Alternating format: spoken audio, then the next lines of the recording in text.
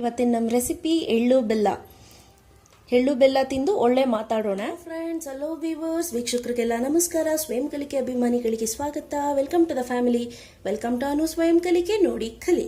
ಇವತ್ತು ನಾನು ಮಾಡಿ ತೋರಿಸ್ತಾ ಇರೋವಂಥದ್ದು ಮನೇಲಿ ಹೇಗೆ ಎಳ್ಳು ಬೆಲ್ಲ ತಯಾರಿಸೋದು ಅಂತ. ಹೊರಗಡೆಯಿಂದ ತರೋದಕ್ಕಿಂತ ಮನೇಲೇ ಮಾಡ್ಕೊಳ್ಳಿ ದಯವಿಟ್ಟು. ಆದಷ್ಟು ಕಡಿಮೆ ಖರ್ಚಿನಲ್ಲಿ ಮಾಡ್ಕೋಬೋದು. ಸೊ 1 ಕಪ್ ಕಡಲೆ ಬೀಜ, 1 ಕಪ್ನಷ್ಟು ತೆಂಗಿನಕಾಯಿ ಕೊಬ್ಬರಿ ತುರಿ. ಸೊ ದಟ್ ನಾನು ಇದು ಫುಲ್ ಫಿಲ್ ಮಾಡ್ತೀನಿ. ಈಗ ಆಲ್ರೆಡಿ ಇಲ್ಲಿ ರೆಡಿ ಮಾಡಿ ಇಟ್ಕೊಂಡಿದ್ದೀನಿ, ನಿಮ್ಗೆ ತೋರಿಸ್ಲಿಕ್ಕೋಸ್ಕರ ನಾನು ಇಲ್ಲಿ ಇಟ್ಕೊಂಡಿದ್ದೀನಿ. ಆನಂತರ ಸೇಮ್ ಮೆಜರ್ಮೆಂಟಲ್ಲಿ 1 ಕಪ್ನಷ್ಟು ಬೆಲ್ಲ. ಕೆಲವ್ರು ಏನು ಮಾಡ್ತಾರೆ, ಬೆಲ್ಲ ಜಾಸ್ತಿ ಹಾಕ್ತಾರೆ. ಸೊ ಅದು ನಿಮ್ಮ ರುಚಿಗೆ, ನಿಮ್ಮ ಇದಕ್ಕೆ ಅನುಗುಣವಾಗಿ ಹಾಕ್ಕೊಳ್ಳಿ. ಸೊ ಇದು ಬಂದು ಎಳ್ಳು ಏನು ಮಾಡ್ತೀರಾ, ಈ ಕಪ್ ಮೆಜರ್ಮೆಂಟಲ್ಲಿ 3/4 ಕಪ್ನಷ್ಟು ಎಳ್ಳು, 3/4 ಕಪ್ನಷ್ಟು ಹುರ್ಗಡ್ಲೆ. ಇದೆರಡು ಮಾತ್ರ 3/4 ತೊಗೊಳ್ಳಿ. ಮಿಕ್ಕಿದೆಲ್ಲ ಒಂದೇ ಪ್ರಮಾಣದಲ್ಲಿ ತೊಗೊಳ್ಳಿ, ತುಂಬ ಚೆನ್ನಾಗಾಗುತ್ತೆ. ಆನಂತರ ಇದು ಸಕ್ಕರೆ ಉಂಡೆ ಅಂತ ಕೂಡ ಕರೀತಾರೆ ಇದನ್ನು, ಲೈಕ್ ಬತಾಸ್ ಥರ ಇರುತ್ತೆ. ಆನಂತರ ಇದು ಜೀರಿಗೆ ಪೆಪ್ರಮೆಂಟ್ ಅಂತ ಕೂಡ ಕರೀತಾರೆ. ಮಾಡೋ ವಿಧಾನ ನೋಡ್ಕೊಳ್ಳೋಣ. ನೋಡಿ ಫ್ರೆಂಡ್ಸ್, ಮೊದಲಿಗೆ ಈ ರೀತಿ ಕೊಬ್ಬರಿ ತೊಗೊಂಡು, ಆದಷ್ಟು ಸ್ವಲ್ಪ ದಪ್ಪಗಿರೋ ಕೊಬ್ಬರಿ ತೊಗೊಳ್ಳಿ. ಇದು ಬೆಳೆದಿರೋಂಥ ಕೊಬ್ಬರಿ, ಸೊ ಹಂಗಾಗಿ ಚಿಕ್ಕದೇ ತೊಗೋಬೇಕಾದ್ರೆ ನೀವು ಸ್ವಲ್ಪ ದಪ್ಪಗಿರೋ ಕೊಬ್ಬರಿ ತೊಗೊಳ್ಳಿ. ನೋಡಿ ಈ ರೀತಿ ಸ್ಕ್ರೇಪ್ ಮಾಡ್ತಾ ಹೋಗಿ, ಅಂದರೆ ಈ ರೀತಿ ಇದು ಮಾಡ್ತಾ ಹೋಗಿ. ಇದಕ್ಕಿಂತ ನೀವು ಫ್ರೆಂಡ್ಸ್ ಇದರಲ್ಲಿ ಮಾಡೋದ್ರಿಂದ ಇನ್ನೂ ಚೆನ್ನಾಗಿ ಬೇಗ ಆಗುತ್ತೆ. ನೋಡಿ, ಅಂದರೆ ಇದು ಜಾಸ್ತಿ ಲಾಸ್ ಆಗೋದಿಲ್ಲ ಇದರಲ್ಲಿ ಮಾಡಿದ್ರೆ. ನಿಮಗೆ ಬರೀ ಕಪ್ ಮಾತ್ರ ಉದುರುತ್ತೆ, ಅಂತ ಲಾಸ್ ಆಗೋದಿಲ್ಲ.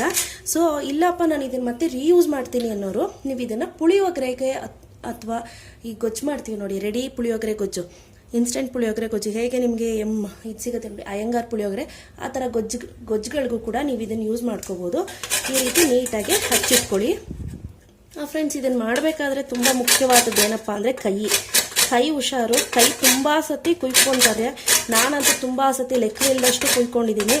ಫಾಸ್ಟಾಗಿ ಕೂಡ ಮಾಡ್ಕೋಬೋದು. ನೀವು ಇದ್ರಲ್ಲಿ ಮಾಡ್ತೀನಿ ಅಂದರೆ ಹೇಳಿದ್ನಲ್ಲ, ಪುಳಿಯೋಗರೆಗೆ ಯೂಸ್ ಆಗುತ್ತೆ. ಇದ್ರಲ್ಲಿ ಮಾಡ್ತೀನಿ ಅಂದರೆ ಎಂತಕ್ಕೂ ಯೂಸ್ ಆಗಲ್ಲ, ಅಂದರೆ ಜಾಸ್ತಿ ಬರೀ ಕಪ್ ಮಾತ್ರ ಬಿದ್ದಿರುತ್ತಲ್ಲ, ಸೊ ಹಂಗಾಗಿ ವೇಸ್ಟ್ ಆಗುತ್ತೆ. ನೋಡಿ,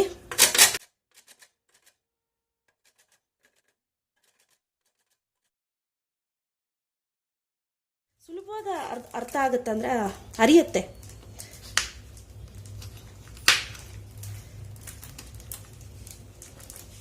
ಓಕೆ, ನೋಡಿ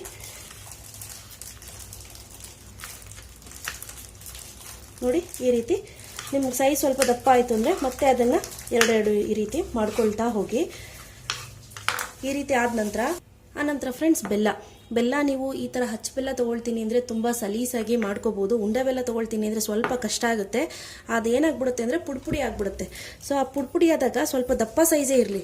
ನೋಡಿ ಈ ರೀತಿ ದಪ್ಪ ಸೈಜೇ ಇರಲಿ. ಆ ನಂತರ ನೀವು 1 ದಿನ ಬಿಸಿಲಲ್ಲಿ ಇಟ್ಬಿಡಿ. ಬಿಸಿಲಲ್ಲಿ ಇಟ್ಟ ನಂತರ ಇದನ್ನ ಸೈಜ್ನ ಕಟ್ ಮಾಡ್ಕೊಳ್ಳಿ. ಯಾತಕ್ಕೆ ಅಂದರೆ ಇಲ್ಲಾಂದರೆ ಪುಡಿ ಆಗುತ್ತೆ, ನೆನಪಲ್ಲಿ ಇಟ್ಕೊಳ್ಳಿ. ಬೆಲ್ಲ ಕಟ್ ಮಾಡೋದು ಹೇಗೆ ಅಂತ ತೋರಿಸ್ಕೊಡ್ತೀನಿ ಈಗ. ಓಕೆ, ನೋಡಿ ಫ್ರೆಂಡ್ಸ್, ಈ ರೀತಿ ಹಚ್ಚಿಟ್ಕೊಂಬಿಡಿ. ಅಂದರೆ ಒಂದು ಅಚ್ಚನೆ ಈ ರೀತಿ ಇಟ್ಕೊಂಡು ಇದ್ರ ಮೇಲಿಟ್ಟು, ನೋಡಿ ಈಗ ಕಟ್ಟಾಗಿದೆ. ಈಗ ಇದನ್ನೇನು ಮಾಡ್ತೀರಾ, ಜಸ್ಟ್ ಸುಮ್ಮನೆ ಲೈಟಾಗಿ ಪ್ರೆಷರ್ ಜಾಸ್ತಿ ಕೊಡ್ಲಿಕ್ಕೆ ಹೋಗ್ಬಿಡಿ, ಸಾಕು. ಮತ್ತೆ ಇದನ್ನು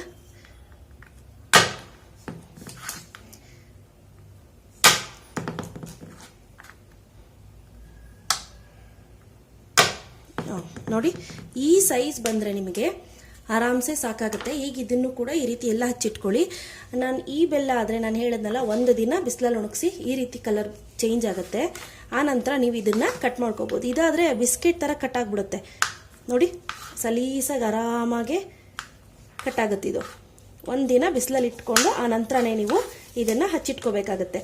ಯೂಶಲಿ ಹಳ್ಳಿಗಳ ಕಡೆ ಹೆಣ್ಮಕ್ಳುಗಳು ಏನು ಲಂಗ ಬ್ಲೌಸ್ ಹಾಕ್ಕೊಂಡು, ಟ್ರೆಡಿಷ್ನಲ್ ಡ್ರೆಸ್ಸಸ್ ಹಾಕ್ಕೊಂಡು, ಕೊಚ್ಚು ಜಡೆಗೆ ಎಲ್ಲ ಹಾಕ್ಕೊಂಡು ಮನೆಗೆ ಹೋಗಿ ಎಳ್ಳು ಬೀರ್ತೀವಿ. ಆ ಪದ್ಧತಿ ಈಗಲೂ ಇದೆ. ಎಳ್ಳು ಬೆಲ್ಲ ತಿಂದು ಒಳ್ಳೆ ಮಾತಾಡಿ ಅಂತ ಗಾದೆ ಕೂಡ ಇದೆ. ಹಿರಿಕರು ಸುಮ್ಮನೆ ಹೇಳಿರೋದಿಲ್ಲ. ಯಾತಕಪ್ಪ ಈ ಗಾದೆ ಮಾಡಿದ್ದಾರೆ ಅಂತ ಅಂದರೆ, ಅಕ್ಕಪಕ್ಕದ ಮನೆಯವರು ಎಲ್ಲ ಸುಖ ಸಂತೋಷದಿಂದ ಸಹ ತುಂಬ ಸ್ನೇಹದಿಂದ ಇರಲಿ ಅನ್ನೋ ಭಾವನೆಯಿಂದ ಈ ಮಾತು ಹೇಳಿರ್ತಾರೆ. ಮತ್ತು ಎಳ್ಳು ಬೆಲ್ಲ ಏನಕ್ಕೆ ಬೀರ್ತೀವಿ ಅಕ್ಕಪಕ್ಕದ ಮನೆಗಳಿಗೆ ಅಂದರೆ ಸೇಮ್ ಇದೇ ರೀಸನ್ಗೋಸ್ಕರ, ಬಾಂಧವ್ಯ ಬೆಳೀಲಿ ಅಂತ. ಮತ್ತು ಈ ಹಬ್ಬನ ಸುಗ್ಗಿ ಹಬ್ಬ ಅಂತ ಕೂಡ ಕರೀತಾರೆ ನಮ್ಮಲ್ಲಿ. ಏನು ಮಾಡ್ತಾರಪ್ಪ ಅಂದರೆ, ರೈತರು ಹೊಸ್ದಾಗಿ ಬೆಳೆದಿರುವಂಥ ಧಾನ್ಯಗಳಿಗೆ ಪೂಜೆ ಮಾಡಿ ಸಂಕ್ರಾಂತಮ್ಮನ ಹತ್ರ ತೊಗೊಂಡೋಗಿ ಅದನ್ನು ಪೂಜೆಗಿಟ್ಟು ಪೂಜೆ ಮಾಡಿ ಅದನ್ನು ನೈವೇದ್ಯ ಮಾಡಿ ಸಂಕ್ರಾಂತಮ್ಮನಿಗೆ. ಎಸ್ಪೆಷಲಿ ಇದು ಸಂಕ್ರಾಂತಮ್ಮನಿಗೆ ಅಂತಲೇ ಮಾಡೋವಂಥ ಹಬ್ಬ. ಮತ್ತು ಆನಂತರ ಹಸುಗಳಿಗೆಲ್ಲ ಮೈ ತೊಳೆದು ಬಣ್ಣ ಹಾಕಿ ಕೊಂಬುಗಳಿಗೆ ಟೇಪ್ ಕಟ್ಟಿ ಡಿಸೈನ್ ಆಮೇಲೆ ಕಿಚ್ಚಾಯಿಸ್ತೀವಿ ಹಳ್ಳಿಗಳ ಕಡೆ. ತುಂಬ ಚೆನ್ನಾಗಿರುತ್ತೆ ಫ್ರೆಂಡ್ಸ್. ನಾನು ಟ್ರೈ ಮಾಡ್ತೀನಿ. ಈ ವರ್ಷ ನಾನು ಏನಾದರೂ ಹಳ್ಳಿಗೆ ಹೋದರೆ ನಾನು ಆ ವಿಡಿಯೋನ ಡೆಫಿನೆಟ್ಲಿ ನಿಮಗೆ ತೋರಿಸ್ಲಿಕ್ಕೆ ಟ್ರೈ ಮಾಡ್ತೀನಿ. ಫ್ರೆಂಡ್ಸ್, ಇನ್ನೂ ಒಂದು ಟೆಕ್ನಿಕ್ ಇದೆ. ನೀವು ಈ ಪೋರ್ಷನಲ್ಲಿ ಕಟ್ ಮಾಡಲಿಕ್ಕೆ ಹೋಗ್ಬಿಡಿ. ಈ ರೀತಿ ಚಾಕು ಇಟ್ಕೊಂಡು ನೋಡಿ, ಈ ರೀತಿ ಇಟ್ಕೊಂಡು ಈ ರೀತಿ ನೋಡ್ತಿದ್ದೀರಲ್ಲ, ಈ ರೀತಿ ಮಾಡೋದ್ರಿಂದ ನೋಡಿ ಒಂದೊಂದೇ ಕಚ್ಚಕ್ಕೆ ಕೂಡ ಕಟ್ ಆಗಿಬಿಡುತ್ತೆ. ಏನಪ್ಪ ಫಸ್ಟ್ ಅಂದರೆ ನೀವು ಫಸ್ಟನ್ನ ಕಟ್ ಮಾಡಿಕೊಂಡು ಆನಂತರ ನೀವು ಇದು ಮಾಡ್ಕೋಬೇಕಾಗುತ್ತೆ. ಈ ಪುಡಿನೆಲ್ಲ ಹಾಕ್ಲಿಕ್ಕೆ ಹೋಗ್ಬಿಡಿ. ಮತ್ತು ಬೆಲ್ಲದಲ್ಲಿ ಏನಪ್ಪ ಅಂದರೆ ಈ ಬೆಲ್ಲದಲ್ಲಿ ಜಾಸ್ತಿ ಸುಣ್ಣ ಯೂಸ್ ಮಾಡಿರ್ತಾರೆ ಆಯಿತಾ. ಈ ಥರ ಬೆಲ್ಲದಲ್ಲಿ ಸುಣ್ಣ ಕಡಿಮೆ ಯೂಸ್ ಮಾಡಿರ್ತಾರೆ. ಇದ್ರ ಉಂಡೆ ಬೆಲ್ಲ ಏನಿದೆ ಇದ್ರ ರೈತರು ಕೈಯಲ್ಲಿ ಕಟ್ಟೋವಂಥ ಬೆಲ್ಲ. ಈಗ ಇದಕ್ಕೂ ಕೂಡ ಸುಣ್ಣ ಜಾಸ್ತಿ ಯೂಸ್ ಮಾಡ್ತಾರೆ. ಆನಂತರ ಫ್ರೆಂಡ್ಸ್ ಏನಿದೆ ಈ ಬೆಲ್ಲದ ಪೌಡ್ರ್ ಏನಿದೆ ಇದನ್ನು ಕಾಫಿಗೋ ಟೀಗೋ ಯೂಸ್ ಮಾಡ್ಕೊಳ್ಳೋಣ. ಆನಂತರ ಒಂದು ಬಾಣಲಿ ಇಟ್ಟು ಈ ಏನು ಕಡಲೆ ಬೀಜ ಏನಿದೆ ಗ್ರೌಂಡ್ ನಟ್ ಅಂತ ಏನು ಹೇಳ್ತೀವಿ ಇದನ್ನು ಸಣ್ಣ ಉರಿನಲ್ಲಿ, ಆದಷ್ಟು ಸಣ್ಣ ಉರಿನಲ್ಲೇ ಉರಿಬೇಕಾಗತ್ತೆ. ದಪ್ಪ ಉರಿ ಇಟ್ಕೋಬೇಡಿ.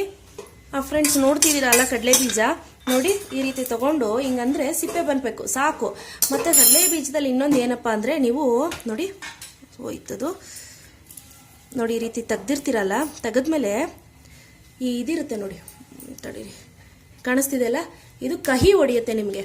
ಸೊ ಇದನ್ನು ಮೇನ್ ತೆಗಿಲೇಬೇಕು. ಗೊತ್ತಾಗ್ತಿದೆ ಅಲ್ಲ ಫ್ರೆಂಡ್ಸ್ ನಾನು ಹೇಳಿದ್ದು. ಸೊ ಸಾಕು ಇದಿಷ್ಟ ಆದ್ರೆ ಸಾಕು. ನಿಮ್ಗೆ ಹೆಂಗೆ ಗೊತ್ತಾಗುತ್ತೆ ಅಂದರೆ ಹಿಂಗೆ ಅಂದ ತಕ್ಷಣ ಸಿಪ್ಪೆ ಬಿಟ್ಕೋಬೇಕು. ಸೊ ಇದಾಗಿದೆ ಅಂಥೇಳಿ. ಓಕೆ ಫ್ರೆಂಡ್ಸ್, ಈಗ ಕ್ಲೀನ್ ಮಾಡೋದು ಹೇಗೆ ಅಂತ ತೋರಿಸ್ತಾರೆ ನೋಡಿ. ಈ ರೀತಿ ಮೊದಲಿಗೆ ಉಜ್ಕೋಬೇಕಾಗುತ್ತೆ. ನಿಮಗೆ ಬರಲ್ಲ ಅನ್ನೋರು, ತುಂಬ ಸುಡ್ತಿದೆ ಅನ್ನೋರು ಈ ರೀತಿ ಪ್ಲೇಟ್ ಇಟ್ಟು ನೋಡಿ, ಪ್ಲೇಟ್ ಇಟ್ಟು ಈ ರೀತಿ ಉಜ್ಜೋದ್ರಿಂದ ಸಲೀಸಾಗಿ ಬೇಗನೆ ಕ್ಲೀನ್ ಆಗುತ್ತೆ. ಇವನ್ ಫ್ರೆಂಡ್ಸ್ ಬಟ್ಟೆಲಿ ಹಾಕಿ ಕೂಡ ಈ ರೀತಿ ಉಜ್ಬೋದು. ಬಟ್ ಬಟ್ಟೆಲಿ ಹಾಕಿದ್ರೆ ಏನಾಗುತ್ತೆ ಅಂದರೆ ಈ ಮೂತಿ ಆ ವಿಷ ಕಹಿ ಏನು ಬರುತ್ತೆ ಆ ಕಹಿ ಬೀಳೋದಿಲ್ಲ. ಅದಕ್ಕೋಸ್ಕರ ಈ ರೀತಿ ಪ್ರೊಸೀಜರ್ ಫಾಲೋ ಮಾಡಿ ಅಂತ ಹೇಳಿದ್ದು. ನೋಡಿ ಈ ರೀತಿ ಕೇರ್ಕೊಂಡ್ಬಿಟ್ರೆ ಎಲ್ಲ ಏನ ಸಿಪ್ಪೆ ಏನಿದೆ ಅದೆಲ್ಲ ಈಚೆ ಬಂದ್ಬಿಡುತ್ತೆ.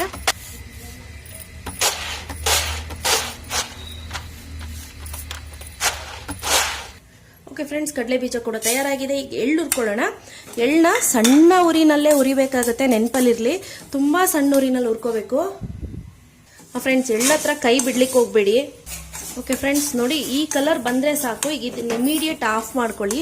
ಚಿಟಪಟ ಅಂತ ಸ್ವಲ್ಪ ಶಬ್ದ ಆದರೆ ಸಾಕು ನಿಮಗೆ.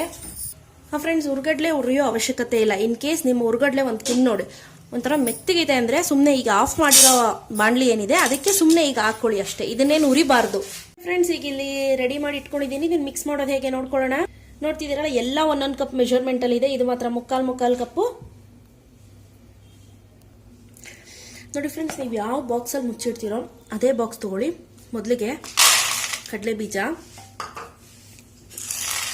ಉರ್ಗಡ್ಲೆ ಅಂದರೆ ಫ್ರೈಡ್ ಗ್ರಾಮ್ಸ್, ಬೆಲ್ಲ, ಜಾಗರಿ, ಕೊಬ್ಬರಿ, ಡ್ರೈ ಕೋಕೋ, ಎಳ್ಳು, ಆನಂತರ ಜೀರಿಗೆ, ಪೆಪ್ಪರ್ಮೆಂಟ್, ಜೀರಿಗೆ ಪೆಪ್ಪಿ ಏನು ಹೇಳ್ತೀರಾ ಅದೆಲ್ಲನೂ ಹಾಕಿ ಒಂದು ಒಳ್ಳೆ ಮಿಕ್ಸ್ ಕೊಟ್ಕೊಳ್ಳೋಣ.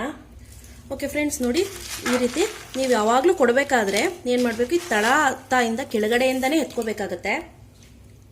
ಓಕೆ ಫ್ರೆಂಡ್ಸ್, ಈ ಥರ ಕವರ್ ಸಿಗುತ್ತೆ, ಜಿಪ್-ಲಾಕ್ ಕವರು. ನೋಡಿ ಈ ರೀತಿ ಓಪನ್ ಮಾಡಿ ಒಳಗಡೆ ಹಾಕಿ ಲಾಕ್ ಮಾಡೋವಂಥದ್ದು. ಇದು ತುಂಬ ಚೀಪ್ ಆ್ಯಂಡ್ ಬೆಸ್ಟು. ನೀವೇನು ಮಾಡಬೇಕಾಗುತ್ತೆ ಅಂದರೆ ಮೊದಲಿಗೆ ನೋಡಿ ಒಂದು ಹಚ್ಚು, ಈ ಸಕ್ಕರೆ ಹಚ್ಚೇನಿದೆ ಅದನ್ನು ಒಂದು ಹಾಕ್ಕೊಳ್ಳಿ. ಆನಂತರ ಈಗೆಲ್ಲ ಫ್ರೆಂಡ್ಸ್ ಫ್ಯಾಷನ್ ಬಂದ್ಬಿಟ್ಟಿದೆ, ಏನು ಬಾಕ್ಸಲ್ಲಿ ಚಿಕ್ಕ ಚಿಕ್ಕ ಬಾಕ್ಸ್ಗಳು ತೊಗೊಳ್ತಾರೆ ನೋಡಿ. ಈ ರೀತಿ ಬಾಕ್ಸಲ್ಲಿ ಹಾಕ್ಕೊಡೋದಂಥದ್ದು. ಈಗ ಅದೆಲ್ಲ ಒಂದು ಸ್ಟ್ಯಾಂಡರ್ಡ್ ಆಫ್ ಲಿವಿಂಗ್ ಅನ್ನೋದು ಬಂದ್ಬಿಟ್ಟಿದೆ.